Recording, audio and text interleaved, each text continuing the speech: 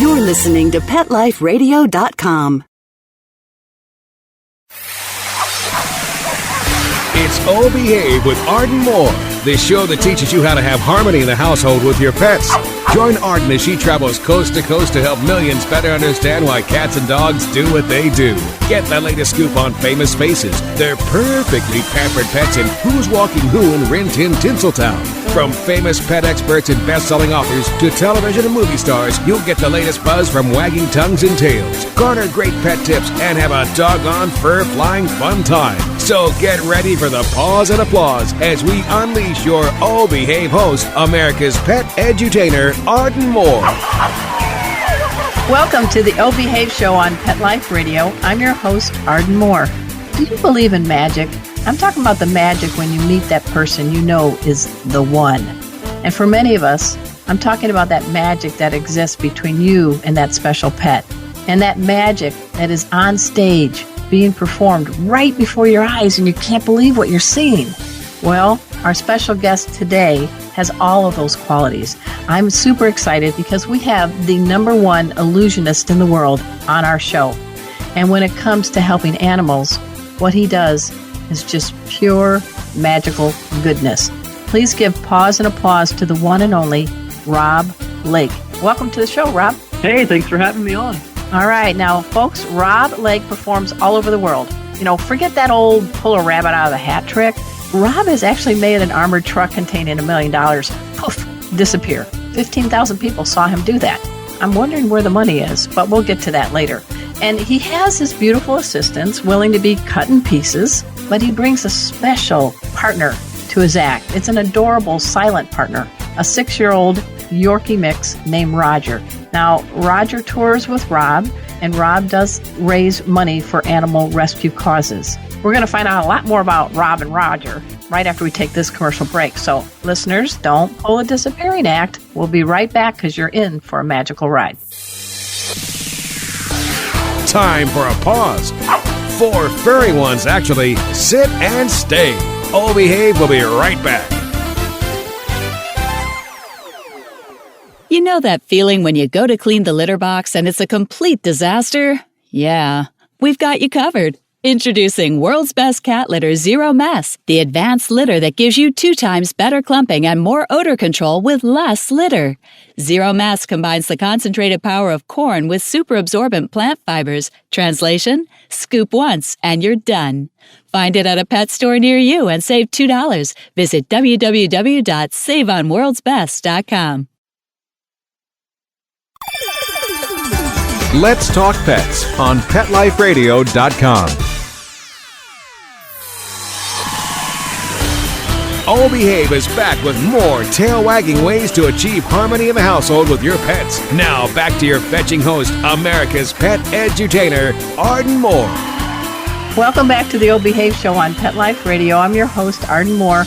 Now, I've had many celebrities and top dogs in the pet world on our show, but this is a special treat. For the first time, we welcome the best illusionist and stage magician on the planet as our guest, Rob Lake. You guys know him. He's performed before sold-out audiences all over the world. He's performed for our troops. He's even performed for pet causes in his hometown of Norman, Oklahoma. Now, Rob has earned, I'll do some bragging for you, Rob. Is that all right? Sure, I appreciate it. All right. Now, he's got what they call the holy grail of the magic world. And he did it as the youngest age, the youngest magician ever to earn the honor called the Merlin Award. Now, to give you an equivalent, that's like winning Best Actor at the Oscars. So magic and illusion, Rob, wow, they just seem to be part of your DNA.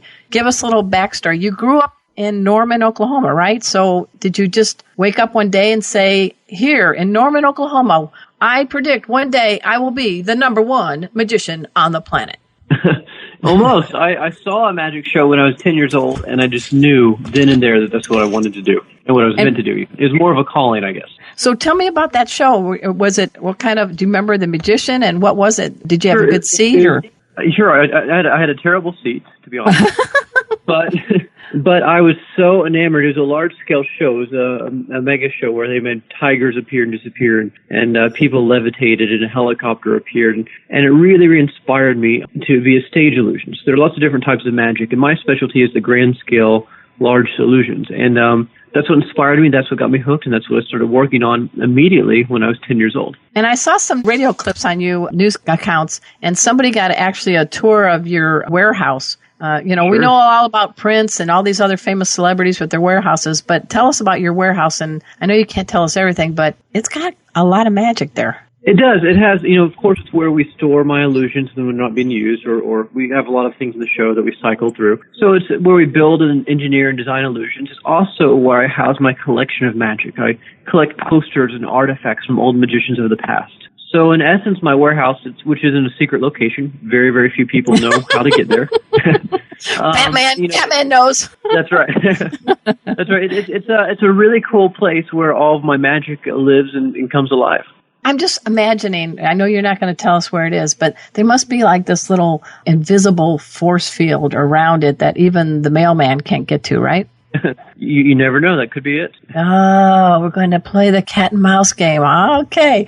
With this, we're going to get more about your magic act, but, our listeners are just dying to know your whole world turned upside down in a good way, I guess about a year ago when you were back in your hometown. So tell us about how you met Roger. Well, I live in hotels. I'm on the road about 90% of the year. And the hardest thing about being on the road is not having a dog. Yeah. I'm such a dog person. I've always had a dog in my life, but traveling this much, I really needed a dog. And I was looking for one. I went to the animal rescue groups and the pounds, and I never found, it was one that was going to be good for me and also good for the dog to be on the road. I was out to lunch with my grandparents one day, and we happened to drive by where there's a pet adoption, so I just pulled over on a whim. And there were two dogs in a crate, and they were both really cute and sweet, and they had been rescued from a drug house. And Roger happened to be one of these dogs. I picked him up, and I couldn't put him down. And the cool thing is my grandparents, who I never thought were dog people, saw the little female that he was rescued with and adopted her at the same time. Oh, no. What's her name? Her name is Lily. And do Lily and are they actually litter mates, or they just came from the drug house together? They just came from they're not related, but they're different breeds, but they came from the same rescue situation. So it's really neat when he's home, he gets to see his old friend, and they love to play with each other. What kind of dog is Lily? She's also a terrier mix. Okay. All right. So I think you had the best magic act performed on you by a four-legged rescue dog. Oh, absolutely. I think they often find us and rescue us. So he was, I saw him, and I was supposed to travel that weekend, but I canceled my travels just because I wanted to stay and bond with him, and it was really a good thing and a good sign, and he's been so good for me, and he actually loves to travel. He's been to the beaches with me, he's been to ski resorts with me, he's been all over the world and absolutely loves it. So who skis better? I hope you didn't pull a Tim Daly and break a leg or anything. No. It's against our contract for both of us to ski. So. But I saw the video. He is adorable. How much does Roger weigh? And he just trots right stride for stride with you, and you're kind of a tall guy. He does. He's about 14 pounds, so he's a little guy. Just right at the threshold where he can, fly under the seat in front of me and carry on, which is important. Good. Yeah. Which he loves. He goes on there and he actually gets really excited to go. He will sit in his travel crate a lot if we're just home working and say, okay, where are we going today? Say, we're not going anywhere. Now, he has to have his own pet passport, doesn't he? He does, yeah. We have been abroad with him, so he had to go through all the paperwork for that. And it was a hassle, but of course it was absolutely worth it. Oh, my gosh. So he has actually been added to your act, correct? So I created a few illusions around his personality and around his habits. Okay, so give me one example, because we want folks, we're going to, after the show, folks dash over to roblake.com, and you're going to see what I'm talking about. But give us one of the Roger acts. Sure. I make him appear out of an empty box, which is not as exciting right now, but the way it's done in the show, nobody sees it's coming, and nobody can, expects a dog to appear in the middle of the show. And then he has a few other cameos throughout the show that, he just has a few surprise appearances just to make, after we've already met him, where everybody's surprised as how did he end up there, and it just is a lighthearted fun, and honestly, he steals the show. And one time, he was in the wing, on the side of the stage, waiting for me to come off. One of my assistants was holding him. The show was almost over, and I think there was some noise or something backstage, and they were worried he was going to be, he loves people, so they know he's more comfortable with people. So they took him out of my dressing room, We're holding him on the side of the stage just so he'd be calm and be fine. And he sees me on stage, and he takes off and he runs out to me on the stage. Oh, no. And that happened to be right at the end of the show when I was about to take my bow. And actually, he got a bigger applause and bow than I did. Well, I think the musical Annie, I'm sorry, but I think Roger has more charm than that dog, right? I think so. So he did a pretty decent you got to teach him to do a play bow. Has he learned how to do a play bow yet? No, he doesn't need to do that. He just struts out. He can own that stage. That's he loves the attention he gets being on stage. So, you're 10 years old, you're in that theater, got a crappy seat, but boy, your eyes were open. How do you go about even learning magic? It's kind of a secretive society, so how do you be able to learn the tricks and I guess have a vow of silence? Sure, I started with books from my school library, actually. Okay. And then I went to the public library. So really, most magic, it has to be self-taught. There are no schools here. We don't have Hogwarts here, sadly. But there are, a lot of books. And these books have been around for centuries and re-edited, by newer magicians. But the principles of magic are the same they've been for years and years. So I had to learn the basics that way. I had a few people who kind of mentored and helped me growing up. One was a local magician in my hometown, and then another one happened to be the magician whose show I saw. But really, most of it had to be self-taught and just lots and lots of dedication and persistence. Jeez. And in your warehouse, you probably have some favorite magicians. Everybody thinks of Harry Houdini and things like that, but can you share a couple of things that you have that you just really are glad you have them? Sure. There's a magician I really know until after he died. It was Doug Henning. I grew up years after he was on TV, and he was just a joy to watch. He was very, very lighthearted, and when the illusions worked, he was a surprise to the audience sometimes. But I had some things from him, and he was also, when he retired, he sold and gave a lot of illusions to one of the guys who mentored me, so I was able to follow that career and that history there. So that's it. One of the coolest things I've got that was passed on was he created an illusion called the water levitation. On a fountain of water. And he performed it on his Broadway shows. And then when he retired, he gave that to a guy who was one of my mentors. And when he retired, he passed that on to me. Oh, that's a big part of your act, isn't it? It is. It is. Hey, folks, we're speaking with Rob Lake. He's the number one magician, stage magician in the planet, and illusionist. And doggone it, he's got this cool dog named Roger who's just upping the game all around, both on stage and in his life. We're going to learn more of what it's like to be a magician with a doggone great dog named Roger after we take this quick commercial break. So sit and stay. We'll be right back. Time for a walk on the red carpet, of course. All Behave will be back in a flash right after these messages. Hi, I'm Dana Humphrey, the founder of Whitegate PR. We have been specializing in PR and marketing in the pet industry for over 10 years. If you have a pet product or service you would like to promote, give us a call. We can help create awareness for your brand on TV, radio, magazines, newspapers, and blogs. Feel free to reach me directly at 619-414-9307 or learn more on our website at whitegatepr.com or follow us on Facebook. Everything we tried failed except the Dynovite. The standard run-of-the-mill tests and treatments. Cortisone, antihistamine, multiple creams, antibiotics, spray, multiple prescriptions, steroid injections, spray, sharp antibiotics, steroid cream.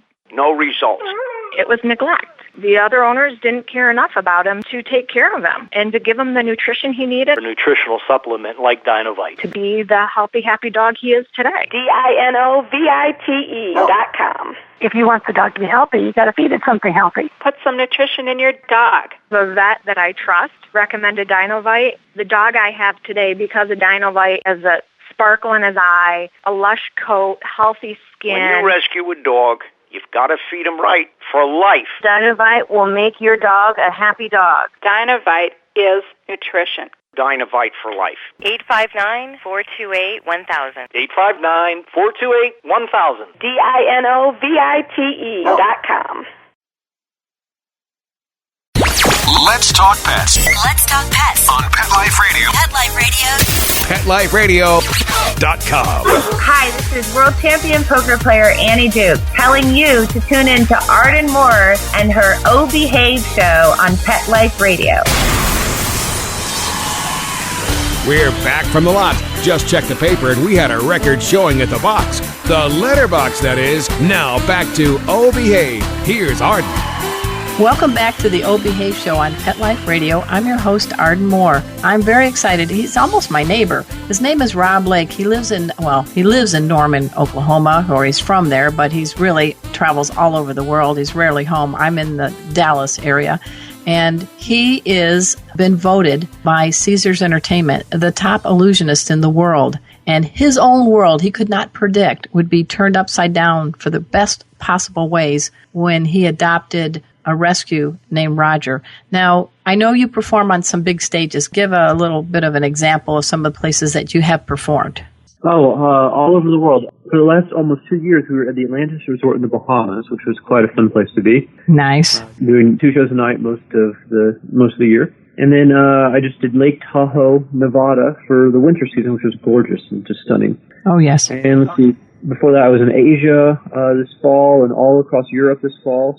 And then, in the U.S., everywhere from New York City to L.A. and everything in between. Wow. Well, you could be an Uber driver when you give up your magician act, right? I could. But reason I kind of teed you up on that, Rob, is because these are really big stages with big audiences. But last month, you gave a special performance in your hometown. I did. It was my first show in my hometown in about 4 years, and it was a benefit show for animal rescue groups here. And tell us about that. How did it go? Who was benefiting? What were some of is it on a high school stage? Where did you do it? Sure. The city I'm in built a beautiful, I think it's 1,400-seat performing arts center. So state-of-the-art. Oh, nice. Which mostly is used by the school groups, but occasionally they'll have an outside event. So it was just barely big enough for our show. My show is quite large. It takes 4 semi-trucks to travel my show around. Wow. And we took it over. It was only a few miles away from my secret warehouse. But we there's a hint for you. Yeah, there you go. Okay. I'm going to get a bloodhound to find it. You know that. I'm going to find it. Get a bloodhound. Yeah, there you go. All right. All right. Yeah, we took everything over there, and it was for animal rescue groups. It was for the Animal Welfare Center, the sanctuary owned by the city here in town. They had a budget issue, and we're short. And then it was also for a program called Friends for Folks. Friends for what? Friends for Folks. Okay. And Friends for Folks takes unwanted or undesirable rescue or dogs from the rescue groups, and they take them to a prison program where they go through a training, and that makes them, in all cases, much more desirable and adoptable. And it also makes they have several of the dogs that become service dogs. They put dogs in VA centers and hospitals and adult homes, and once they've been through this program, so it's a win-win for everybody, for the dogs, for the prisoners, for everybody involved. It's a wonderful program. So our benefit show raised, I think, about $45,000 for these groups. Nice. And then the Animal Welfare Sanctuary, what kind of group is that? Sure, that's the city-run animal shelter. Okay. So they just, I think, in the last few months voted to be no euthanization center, which is wonderful. Yes. But with that change, it increases costs quite a bit. So they were short a bit of money, so we put them in our benefit and helped them quite a bit. So the stage is a little tight. You've got the 4 semis. We do. How did you perform a magic act to make it work? You have to, even the ceiling heights, things like that, you have to consider, right? Oh, absolutely. I have a really wonderful crew. Several have been with me for several years, and it's quite an endeavor to install and set up our show. And any special act that Roger performed for the home audience? He did his normal bits in the show, and of course completely stole the show, which you would think would be extra special for a benefit show, but to be honest, he steals the show every time. And did you have any of the other animals that were up for adoption? Did they get acknowledged, or how did you do that? Sure. They didn't bring any to the facility. They didn't, It's a lot of noise. Impulse buy. And they don't, it's an impulse buy. People really need to make a smart decision when they adopt. They did talk about them, and they did have several donation centers, and they raised quite a bit of additional funds that night just from donations, and so we built funds and awareness for these groups as well. That sounds good. So you've done that. Is there something you want to do maybe once a year or for animal causes? Because this sounded like it was a big success. It was a tremendous success, and the animal rescue is one of my big causes I advocate for. So it's something we will definitely make an annual event now. And because it was so popular and sold out, it was kind of a last-minute planning. We only got 1 day in the theater to do all this. But next year we're going to try to schedule it so we can do multiple performances to raise more funds for them. And you're going to go back to Norman? Yeah, Norman? Norman. And then I have been contacted from some other groups around the country about doing this too, so we're trying to figure out how we could make that happen as well. You have a whole new platform of audience, don't you? Absolutely. But most importantly, it's a great way to use my passion and my vocation to raise funds for important causes. No, I agree. Now, there's a lot of noise and lights and everything in your magic act. So you said that Roger really travels well, but how were you able to get him conditioned to just the noise and everything else? Because he seems pretty calm. Luckily he came totally calm as is. And I thought, I did not want to put him in a situation where he would be nervous or uncomfortable at all. So during the rehearsal process, I let him sit out until he would see the show with elements being installed little by little. We don't rehearse with all the lighting usually. We don't rehearse with the full volume. So, he was basically in the theater napping, and we put his little day bed in the front of the theater. And I gave him free range of the theater. He could walk around and sniff things and get comfortable in there. Luckily, he came totally house trained when I got him. Yay. But, so he's basically been able to feel at home and at ease. So normally during the show, he'll either be sleeping in my dressing room or just sleeping on the side of the stage until somehow he just knows it's about his time coming. He'll wake up and perk up and get very excited to come out. And have you trained him any tricks? I mean, you're a man that your whole life is about tricks. Is there any special tricks you've taught Roger? Not really. He knew how to sit. He's really, really a people person. So he always wants to be by my side. So it's, really, I haven't had any behavior issues with him at all.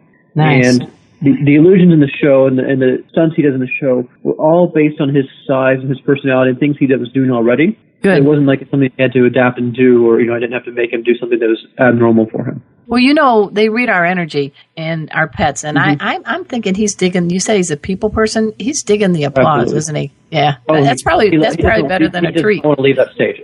Absolutely. Well, you never knew your competition was going to be four-legged with a tail, did you? No, that's right. That's why I have to limit him to 3 spots in the show. Can't give him too much time. It is your show, after all. So let's talk about the illusion of not losing, but making $1 million disappear from an armored truck. You want to bring our listeners up on that? That's a pretty nifty. Sure. But that was by far the most difficult illusion I'd ever attempted. Wow.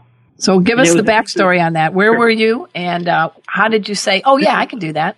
Well, looking back, I don't know why I said I could do that, but I did. But it's about 3 years ago, I think, Caesars Entertainment, who is the biggest gaming company in the world. They own Harrah's Casinos and Caesars Casinos and multiple properties all over the country and the world, actually. They called me, and they had a promotion where they were giving away $1 million cash a week at almost all their properties. And they had these armored trucks that they bought in each of the locations that would just drive around, and they were wrapped and branded just to promote the event. So to make this event happen, to announce the event, we made an armored truck appear out of thin air on a stage outdoors in broad daylight with about 15,000 people all around. Wow. And I know you're not going to tell us how, but okay, so I'm just sitting around and say, hey, honey, there's a big truck that just popped into view, all right? Exactly. It's the fact is we had to create this entire illusion in less than 2 weeks' time, which made it really challenging. Wow. And we had to engineer, armored truck weighs about 20 tons. Okay. So we had to engineer a special stage just to hold the weight of it. Elements that you normally wouldn't have to think about, we had to factor in all these other things, including the security involved with $1 million cash. The money definitely was in that armored truck. Absolutely. Okay. So everybody's watching. There's like 15,000 in-person people, right? Correct. All right. And we had a platform, and I think we threw out frisbees or balls. We got a bunch of people, maybe 20 or 30 people at random, and they surrounded the stage in a full circle and held hands to make sure nothing could come from below or behind. And we had people who sat below the stage just to make sure nothing could come from below. And an audience all around, and then we held up a curtain, and within a matter of about 2 seconds, an armored truck materialized on this table. Did they hear it? Did it make a big hum? I think so. I think the whole city shook. And you said that, I mean, seriously, how do you learn how to do that? That's not in one of your magic books that you checked out of your school library. Absolutely. It's definitely not. And it's something that really, had to be done within 2 weeks' time. So looking back at the situation, there's a moment when I was on stage in the illusion work, because we were building and changing and working on things up until probably about an hour before the performance. Oh, my God. Just because it was such a rush thing. We hadn't slept in a few days. But when it actually all came together and worked, I kind of had one of those, moments where I realized how cool was all the good things and all the bad things, all the lessons I learned had all paid off and really prepared me for that one moment. I realized from when an illusion went wrong as a kid and it devastated me in a performance, how to solve that. And that one lesson helped with this. Every other lesson I learned had really helped me prepare for that moment. So that was a really cool sensation and an ability to reflect on and realize that, dedication, persistence do pay off. Well, you brought up a good point. I mean, you can't be 100% all the time. So as advice to budding magicians and even people that are in other fields that are taking on really big challenges, what kind of lessons, what do you do when something doesn't quite go right? Give an example, and how do you use that as a lesson learned? Well, now everything in my show, when we put a new illusion in, we talk about and rehearse every possible contingency. Okay. So there's a plan A, plan B, plan C, and we actually rehearse those contingencies with my whole staff as often as we rehearse the illusion. So if something does go wrong, we know how to cover it and keep the magic alive and ultimately make sure the audience never notices. So that's something we plan for and prepare for. But still, sometimes things will go wrong. Like we had a power outage where the entire theater lost power halfway through a show. We had So that's the case. And so I had the audience turn on their cell phones, and they lit up the stage with their cell phones so it could continue until they got the power back. And we had a few other things like that have just happened, so that you never can plan for. But we do our best to plan and be prepared. I bet the audience dug that. They got to be part of the show. Absolutely, they did. It was a unique, memorable time. And so what's next? Where are you heading now? Sure. This spring, we're all over the country, a lot of special events and theater tours and some casinos. So check my website, roblake.com, for our show dates. And then we'll probably be sitting down somewhere for the summer. Again, check our website. I don't want to announce things too soon, but everything's usually on our website. But I think we're going to be in the U.S. here for a couple months, which will be nice. Well, yeah, you can do road trip with Roger, right? Absolutely.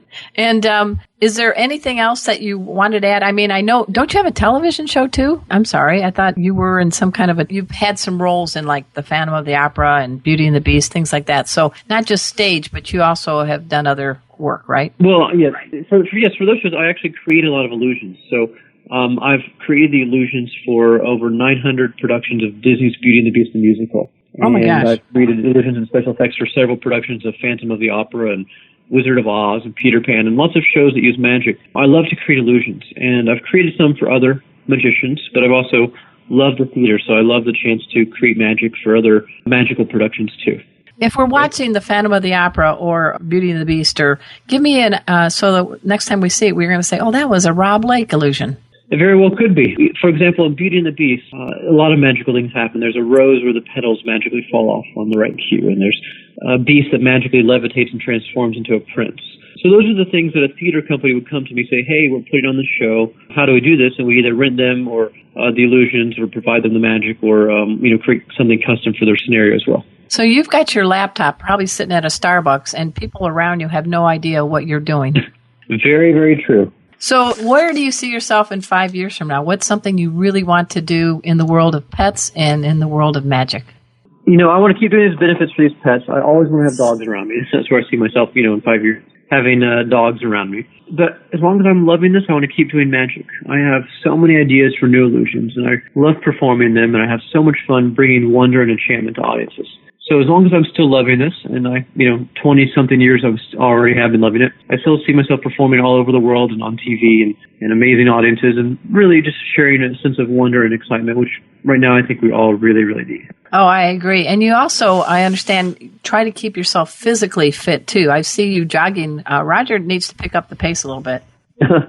He loves his walks. He never wants to stop walking. He's a great walker. But no, I do. My show is very physically demanding. And in my spare time, which has not been recently, I love to do triathlons. But I do try to run and swim and go to the gym as often as I possibly can, even when I'm traveling.